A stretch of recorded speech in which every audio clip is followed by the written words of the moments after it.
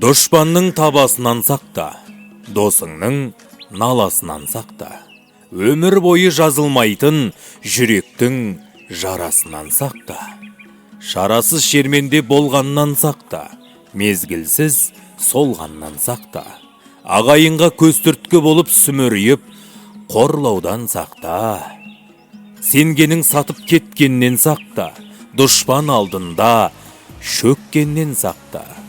Қарғап сілеп тамам жұрт қаһарын төккеннен сақта. Өгіліп жылағаннан сақта, араша сұрағаннан сақта. Амалың құрып есеңгіреп, қайтып тұрмастай құлағаннан сақта. Кесапаттың зәресінен сақта, патшаның кәрісінен сақта. Қол жайып тілеген пеңтеңді, пәле жаланың бәрінен сақта. Әумин.